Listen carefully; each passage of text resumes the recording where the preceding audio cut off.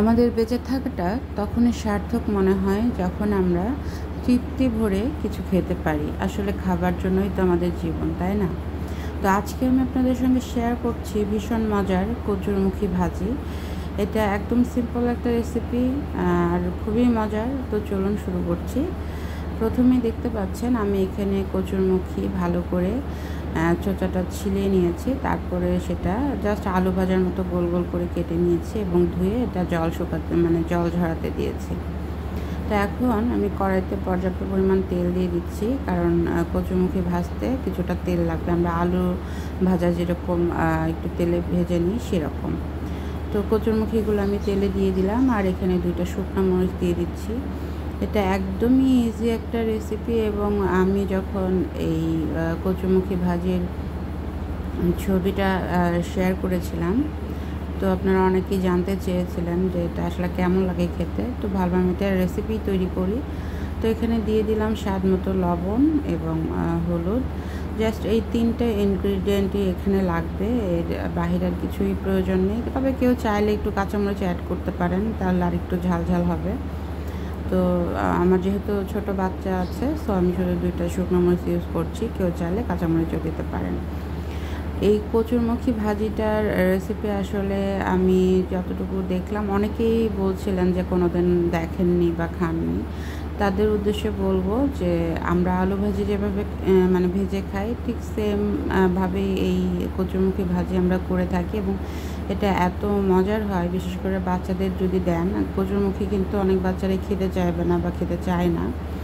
তো সেক্ষেত্রে আপনারা এইভাবে খুব ক্রিস্পি হয়ে থাকে এটা, একদম আলু ভাজির মতোই। তবে আলু ভাজির থেকেও আমি বলবো এটা বেশি ক্রিস্পি, কারণ একটু শক্ত হয়ে থাকে আর খেতে খুবই মজার। আমার ছোট্ট মেয়েটা, ওর বয়স 2 বছর প্লাস, তো ও কিন্তু খুব পছন্দ করে এবং মজা করে খায়।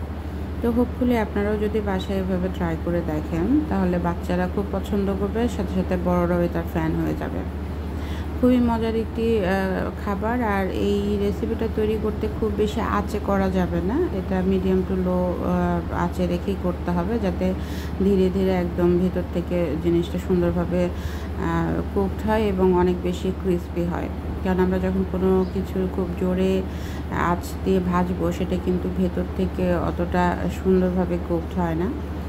তো একটু সময় নিয়ে এটা একটু বারবার নাড়াচাড়া করে রান্নাটা করতে হবে, তাতে করে কিন্তু প্রত্যেকটা কচুরমুখীর যে পিস আছে সেগুলো কিন্তু একদম সুন্দরভাবে মুচমুচে হয়ে যাবে। দেখুন আমার কিন্তু অলমোস্ট কচুরমুখী ভাজি ডান এবং এটা এত মজার, আমি ব্যক্তিগতভাবে খুবই পছন্দ করি।